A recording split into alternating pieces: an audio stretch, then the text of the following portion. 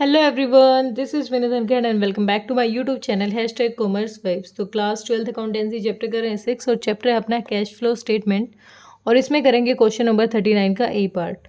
और देख लेते हैं एक बार गिवन इन्फॉर्मेशन क्वेश्चन में क्या क्या रखी है। 39 ए स्पीड से करेंगे थोड़ा सा, और इसमें एक नया कॉन्सेप्ट आएगा जो आपको बहुत ज़्यादा कन्फ्यूज़ करने वाला है, लेकिन I am with you, tension नहीं लेने का। प्रिपेयर कैश फ्लो स्टेटमेंट हमें बनाने और बैलेंस शीट दे रखी है हमें ओनिडा लिमिटेड की। शेयर कैपिटल फंड है 2 लाख से 2 का, कोई चेंज नहीं, ठीक है। रिजर्व सरप्लस है, रिजर्व सरप्लस में हमें नोट तो दे नहीं रखा, लेकिन हम कर लेते हैं note 1 calculation for net profit before tax, ठीक है। कितनी है 17 में से कितना लेस कर देंगे 25,000, तो 0,007,582 और इधर चला गया 10 मिस हो गया 82,000 आ गया हमारे यहाँ पर, ठीक है। यहाँ का काम हुआ क्लियर। अब आगे देखें, हमें दे रखे हैं लॉन्ग टर्म बोरिंग्स और इसके लिए नोट दे रखा है। तो देखें एक बार 12% डिवेंचर है 1,20,000 इंक्रीज हो रहे हैं, इसका मतलब अमाउंट हमारे पास आया है। तो कहाँ लिखेंगे हम इसको, ये हमारा पार्ट किसका है, फाइनेंसिंग का। तो ये इसका मतलब हमने प्रोसीड किए होंगे, तो हम लिखेंगे proceed from issue of debenture, issue of debentures.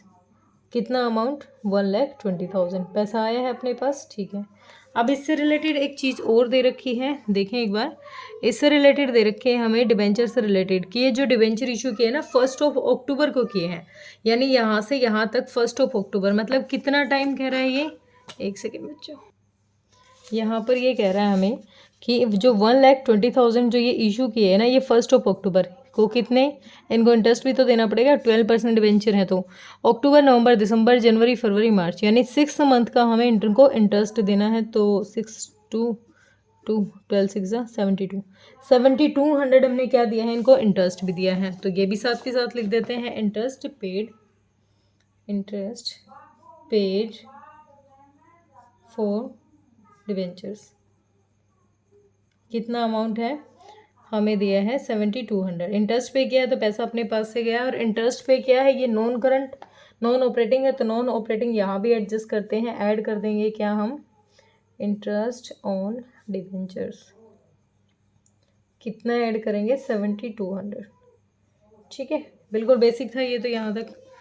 आगे दे रखा है हमें ट्रेड पेबल्स है 90 से इंक्रीज हो रहे हैं 39, तो 39 तो ये और 10 ये 49 से क्या इंक्रीज कर रहे हैं ट्रेड पेबल। ट्रेड पेबल क्या है, हमारी करंट लाइबिलिटी, और करंट लाइबिलिटी बढ़ती है तो क्या करते हैं, ऐड करते हैं। ये रहा इंक्रीज इन करंट लाइबिलिटी, तो ट्रेड पेबल्स है, ट्रेड पेबल्स कितने से इंक्रीज कर रहे हैं हमारे 49,000 से, ठीक है, ऐड हो गया। नेक्स्ट दे रखा है हमें शॉर्ट टर्म प्रोविजन है और उससे रिलेटेड नोट करे, तो नोट में आ जाते हैं, और नोट में क्या दे रखा है 40 और 30 और कुछ और दे रखा है प्रोविज़न, नहीं कोई इन्वेस्टमेंट कोई अलग चीज़ नहीं है। तो इसका मतलब ये तो इस साल हमने प्रोविज़न बनाया है और ये हम टैक्स पे करेंगे, तो दोनों कर लेते हैं। तो ये तो अपना ऐड कर देंगे, ऐड कर रहे हैं प्रोविज़न यहाँ पर कितना 40,000 का, 0,002 1,22,000, ठीक है, 1,22,000 आ गया। और ये 30 टैक्स का है, तो ये भी मैं टैक्स का लिख लेती हूँ क्योंकि हमने टैक्स पे किया होगा। तो यहाँ पर लिखेंगे लेस इनकम टैक्स, इनकम, क्योंकि पिछली बार वाला तो हम पेड करते हैं, अब की बार हमने बनाया होगा 30,000 की। मैं जान के या मतलब जानबूझ कर यहाँ लिख रही हूँ ताकि मैं भूलूंगी नहीं। नेक्स्ट है टेंजिबल एसेट्स। यहाँ पर टेंजिबल एसेट्स पे थोड़ा सा दिमाग तुम्हें थोड़ा ज़्यादा लगाना पड़ेगा, क्योंकि अब की बार थोड़ी सी नई बात कहेंगे। मैंने आपको समझाया था नोट वगैरह कुछ नहीं दे रखा, और यहाँ पर टेंजिबल एसेट्स हमें दे रखी है। इसका मतलब ये कौन सी एसेट्स हैं, ये अपनी रिटन डाउन वैल्यू में है, ठीक है। हमें एक चीज़ समझनी है कि यहाँ पर जो एसेट हमें दे रखी है ये हमारी रिटन डाउन वैल्यू में है। अब इसके लिए नोट नहीं दे रखा, लेकिन यहाँ हमें एक बात बताई गई है कि 50,000 की एक मशीन थी, ओरिजिनल कॉस्ट में बेच दी वो, और उस टाइम उस पर 27,000 तो क्या पे किया है हमने, एक्यूमुलेटेड डेप्रिसिएशन पे किया है, और 35,000 की वो चली गई है। इससे नेक्स्ट लाइन में ही एक अच्छी बात कह रखी है कि ड्यूरिंग द ईयर 15,000 का क्या था हमारा डेप्रिसिएशन था, ठीक है। इसके लिए अब हमें क्या करना पड़ेगा, अब ये हमें वैल्यू जो मिली है ये रिटन डाउन वैल्यू है, लेकिन हमें किस पे निकालना है, हमें निकालना है फिक्स्ड एसेट्स अकाउंट, और ये हमें निकालना है ऑन कॉस्ट। किस पे निकालना है, ऑन कॉस्ट, मतलब जो ऑन कॉस्ट है, ओरिजिनल कॉस्ट लिखो, ओरिजिनल, ऑन कॉस्ट नहीं ओरिजिनल को, ओरिजिनल कॉस्ट पे डेप्रिसिएशन की बात करेंगे। अब देखो ये रिटर्न डाउन है तो इसका मतलब इनमें कौन सी चीज़ें एडजस्ट कर रखे हैं, इनमें एक्यूमुलेटेड डेप्रिसिएशन लगा चुके हैं हम, इनमें कौन सा लगा चुके हैं, जो है हमारा एक्यूमुलेटेड डेप्रिसिएशन वो हम लगा चुके हैं। तो हमें इसमें काम करना है 15,000 पे। पहली बात तो 15,000 करंट ईयर का डेप्रिसिएशन है, तो इसको आप पहले यहाँ लिखो, भूलोगे नहीं। तो इंटरेस्ट नहीं क्या है, डेप्रिसिएशन ऑन फिक्स्ड एसेट्स कितना है 15,000, पहले तो यहाँ लिख लेते हैं। अब दोबारा सुनो जो मैं कहना चाहती हूँ, अभी हमें जो ये मशीन की वैल्यू दे रखी है, अगर आपको डाउट रहता है तो आपका सेम इलस्ट्रेशन है वो जाके चेक करें। ये हमारी क्या है, ये है हमारी वो कॉस्ट जिस पे डेप्रिसिएशन चार्ज हो चुका है, जिस पे कौन सा डेप्रिसिएशन चार्ज हो चुका है, जो हमारा 27,000 हम एक्यूमुलेटेड, हम क्या करते थे, एक्यूमुलेटेड डेप्रिसिएशन बनाते थे, उसका जो यहाँ पर एक्यूमुलेटेड डेप्रिसिएशन ओवरऑल कॉस्ट पे आता था वो हम यहाँ लिखते थे। लेकिन अब हमें क्या करना है, अगर ये ऑलरेडी हमें रिटर्न डाउन वैल्यू दे रखी है तो हमें उस वैल्यू पे काम नहीं करना, अब हमें इस वैल्यू पे करना है। अब देखो हमारा क्या है, टू बैलेंस बी डी कितना दे रखा है हमें, 1,20,000, 1,20,000 बाय बैलेंस सी डी कितना गिवन है, कितना है 1,80,000, ठीक है, हो गया। अब यहाँ देखो एक मशीन की कॉस्ट थी 50,000 और उस पर 27,000 डेप्रिसिएशन था और उसको सोल्ड कर दिया 35 में, तो बाय सेल्स कितने की अपनी 35,000 की, ठीक है, 35,000 की नॉर्मल बात है। अब एक बार देखिए 50,000 की अपनी मशीनरी थी और उसको हमने सेल्स कर दिया 35,000 में, और 000 और 5 इस तरीके से नहीं, ये नहीं आएगा समझ में। 50,000 की मशीनरी थी जिसपे एक्यूमुलेटेड डेप्रिसिएशन चार्ज कर दिया कितने का, 27,000 का।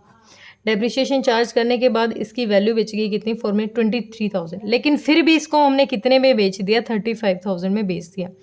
तो इसका मतलब यहाँ पर एक प्रॉफिट है। अगर कम हमारी रिटर्न डाउन वैल्यू इतनी है और फिर भी हमने इसको एक्सेस में बेचा है, तो इसका मतलब 12,000 क्या है, अपना प्रॉफिट है।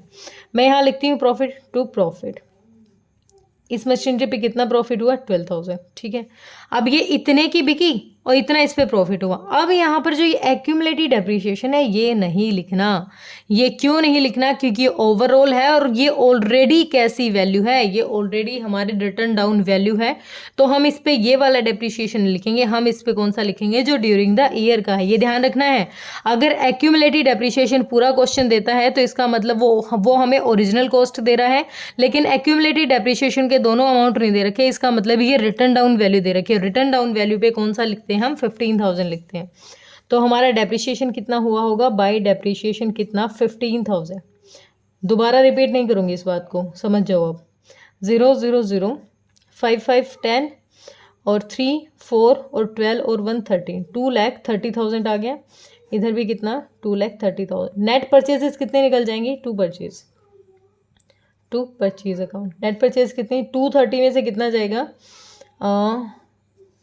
232, 132। तो 10 में से 2 गया 8 और 12 में से 3 गया 9, 98,000 क्या आ गई, अपनी परचेजेज होगी। सेल्स है 35,000 की, लिख दी, नहीं लिखी है। सेल्स ऑफ फिक्स्ड असेट्स कितनी है, 35,000 की, पैसा आया है। अब परचेज हमने निकालनी है कितनी, 98,000। तो परचेज ऑफ फिक्स्ड एसेट्स कितने की, 98,000, अपने पास से पैसा चला गया है, ठीक है। हमारा जो 12,000 का प्रॉफिट है ये यहाँ पर हमने लिख ही लिया है, लिख लिया प्रॉफिट, नहीं प्रॉफिट नहीं लिखा। अब ये प्रॉफिट हुआ है हमें किस पे, फिक्स पे, तो ये लेस हो जाएगा, हमने ऐड किया होगा ना पहले, तो अब इसको लेस करेंगे। यहाँ पर सेल गेन लिखेंगे, gain on sale of fixed assets कितना, 12,000 को यहाँ नेगेटिव में दिखा देते हैं क्योंकि हमें माइनस करना है, ठीक है।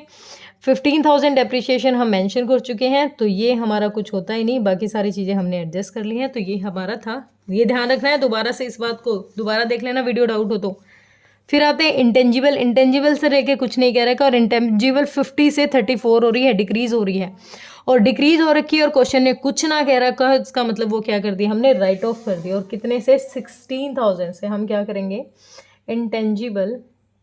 Intangible assets right of, assets return of, हमने रिटर्न ऑफ कर दी और कितना अमाउंट, 16,000 से। ठीक है, नेक्स्ट हमें क्या दे रखा है, इन्वेंट्री दे रखी है 1 लाख थी और इंक्रीज कर रही है, करंट एसेट इंक्रीज कर रही है कितने से, 1,10,000 से। करंट एसेट्स इंक्रीज यहाँ पर आएगी तो क्या है, इन्वेंट्रीज कितने से इंक्रीज कर रही है, 1,10,000 से और ये हो जाता है माइनस। ठीक है, नेक्स्ट है ट्रेड रिसीवेबल इंक्रीज कर रहे हैं कितने से, 70,000 से। तो trade receivable current asset increase कर रहे हैं, तो दोबारा यहीं पर ट्रेड कितने से इंक्रीज कर रहे हैं, 70 से ना। ट्रेड रिसीवेबल कितना, 70,000। ठीक है, ये भी नेगेटिव हो जाएगा। उसके बाद है भाई कैश इक्विवेलेंट है, इसका कोई रोल नहीं है। अदर करंट एसेट्स दे रखी है हमारी 12 से डिक्रीज हो रही है 2,000 की और 2,000 से डिक्रीज हो रही है करंट एसेट है ना, और एसेट इंक्रीज होती है तो यहाँ पर अदर एसेट्स लिख लेंगे हमारे। अदर करंट एसेट्स कितने, 2,000 से डिक्रीज हो रही है। ठीक है, उसके बाद है डिबेंचर हम कर चुके हैं, प्रोविज़न हम कर चुके हैं, डिबेंचर ठीक है, मशीनरी डेप्रिशिएशन ठीक है। इंट्रीम डिविडेंड पे करने हैं during the year 15% of share capital. Share capital है 2 लाख, 2 लाख का 15% कितना, 30,000 का इंट्रीम डिविडेंड पेड कितना, 30,000 का।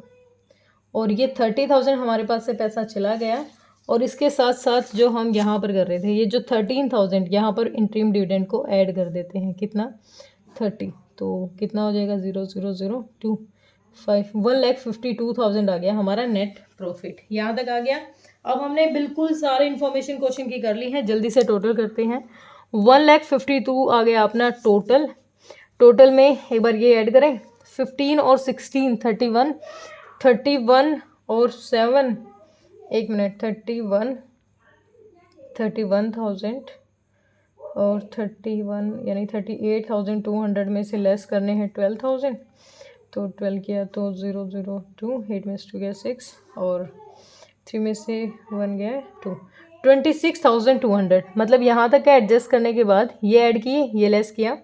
देखो यहाँ पर मैंने ऐसे किया, ये ऐड करके ये माइनस किया तो 26,200 आ गया। ये 26,200 को इसमें से ऐड करेंगे 0,00224। ये मैं ये गलत लगा देती हूँ, नहीं 0 ही ज़्यादा है एक, ठीक है।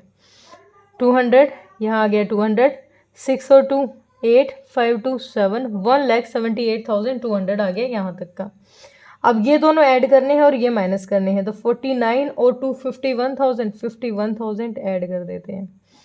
0 0 2 8 और 9 7 5 12,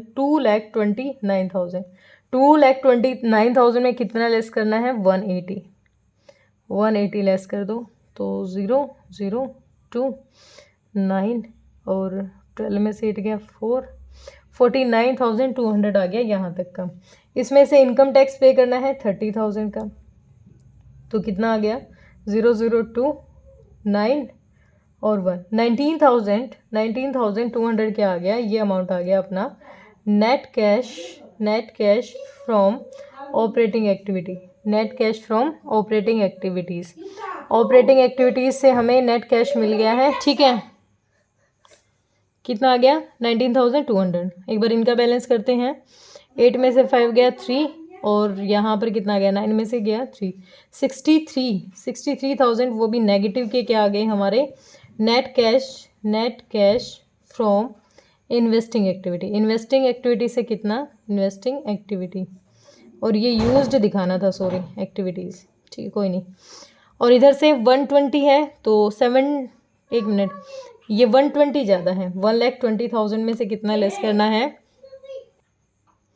तो 1,20,000 में से कितना लेस करना है, 37,200। तो ये आ गया 82,800 और ये पॉजिटिव ही है, तो ये आ गया हमारा net cash financing activity, net cash from financing activities, ठीक है 82,800। अब ABC तीनों को एडजस्ट करेंगे। ये क्या था 19 पॉजिटिव था ना ये अपना 19,200 और ये हमारा नेगेटिव है तो 63,000 और ये हमारा पॉजिटिव है कितना 82,800, एक जीरो एक्स्ट्रा लगी सॉरी।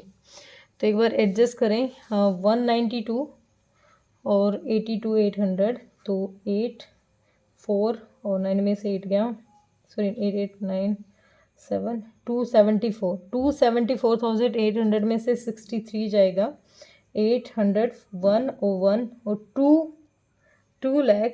एक मिनट तो ये आ गया भाई अपना 82,800 और 19,200 ऐड किया 1,02,000 आ गया 1,02,000 में से गया 63 तो 39,000 आ गया, ठीक है 39,000 आ गया। 39,000 में ओपनिंग ऐड करना है। ओपनिंग कितना था ओपनिंग था अपना 13,000 ऐड करोगे 0,002 52 क्लोजिंग आना चाहिए 52 ही अपना क्लोजिंग है, ठीक है। तो क्वेश्चन है बिल्कुल ओके, बस एक चीज़ ध्यान रखने की है वो मैंने बता दी है। वीडियो को दोबारा देख लेना, दिक्कत लगे परेशानी लगे फिर भी दिक्कत लगे तो मैं हूँ तुम्हारे पास और कमेंट सेक्शन यूट्यूब ने आपके लिए बनाया है। थैंक यू सो मच बेटा।